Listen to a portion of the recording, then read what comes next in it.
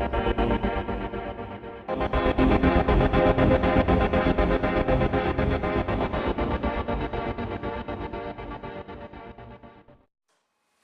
luisteraars, daar zijn we weer na een toch weer wat langere pauze.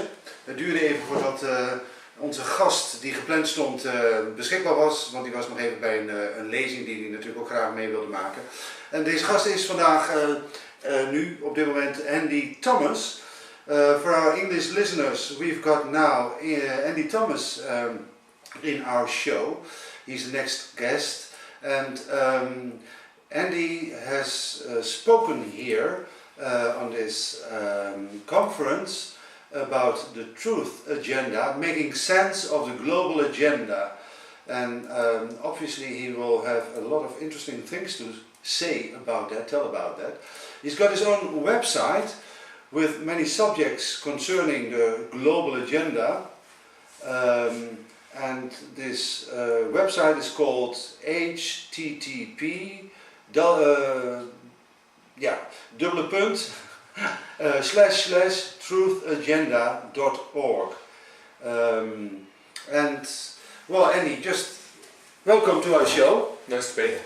Thanks for coming, and yeah, tell me something about your background. What you're a researcher, I presume. Yes, I mean, I began very much with crop circles, in fact, and sort of over the years I've sort of grown to be interested in all sorts of other, mysteries and cover-ups, and and I think like many people, trying to get to the bottom of what's going on, can we do anything about it, and really trying to spread awareness that there are mysteries, and some things are mysteries because we don't understand them, but others I think are mysteries because they're kept from us. And I think especially when you have the paranormal end of it with UFOs and crop circles, but you have the political end of it with 9/11, and this whole sense that maybe there is a ruling elite trying to create a world for itself, but not necessarily for our benefit. And after a while you find one area of interest sort of takes you into the next. So, and I'm out there giving a lot of lectures, and most recently written the book The Truth Agenda, to try to get more awareness out there that there is a debate that must be had. And what I'm finding is lots of people, actually even the general public, are asking questions that are making them more open to hearing an alternative view on what's going on. Exactly. And what set off, what was the specific mystery that sparked your wish to research? Well, I think over the years, as I became more and more involved with crop circles and UFOs and things like this, you begin to meet different people. And one of the key people that I became involved with was somebody known to you, Marcus Allen, of Nexus magazine. And Marcus and I obviously began to exchange information, and Nexus magazine, of course, covers such a wide range of all the things that are going on. So he and I would begin to talk, and really I realised at that point that there was a very credible reason to sort of doubt the image of the world that we're given by the media. And I think most people, you grow up assuming that the world that they tell you you're living in is the right one. Yeah, right. And then you very quickly realise, of course, that there's another side to it that's simply not being reflected. The difficulty is getting people to look at that other side. Exactly. Because a lot of people are really hypnotised by what's in the mainstream. And it doesn't take too much to make them look again at something, but you still have to get them to begin.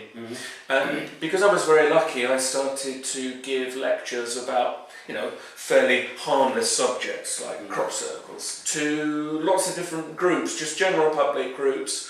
And then, of course, if they're interested in a mystery like that, you find they're interested in more. So now I tend to go back and talk to them about everything else from, the global agenda in terms of, the ruling elite or the Illuminati or whatever you want to call them, to things like 9/11 and the climate change debate, which is a huge one.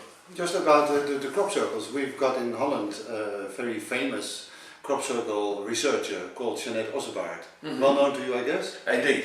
Okay, you have regular contact with her. She often is in England. She just told me before leaving that 2 days he was going off for England as well for a few days or something, and because she had a feeling that the first circle of this year might soon be visible. Well, I mean, what you find with the crop circle world is that after a while it starts to pull in people from all walks of life. And once you become fascinated, it's extremely hard to lose that fascination. Yeah. And yes, you're quite right. We're now sort of in the weeks where we can expect the first of the crop circles, and some people, they have to be there. You know, they cannot wait. Their year doesn't really begin until they've got that first formation. I suppose, I'm really looking forward to hearing what the first one's going to be. I've moved slightly outside of that to the point where I don't need to visit everyone. No. I don't feel that need. I think there's bigger things going on that I'd rather put that time and energy into doing. But you never lose that fascination. No. You know, once you have that interest, it's something I think never really leaves you. And that's not to say that I have any inkling of what makes them or what's going on. I think they're as much a mystery now as they were when I started 20 years ago. But somehow life in itself is a mystery, isn't it? And of course it's in human beings, integrated in human beings to want to solve all mysteries. But sometimes it's also nice to keep some mysteries a mystery, isn't it? Just yes. Well, I think one of the things that something like crop circles do is it makes you in the end have to become comfortable with unknowns. Exactly. Because you realise you cannot get to the bottom of everything, and maybe in that case maybe we're not even meant to. But it's the journey of searching that I think takes people more deeply within themselves, and that's what the crop circles have done.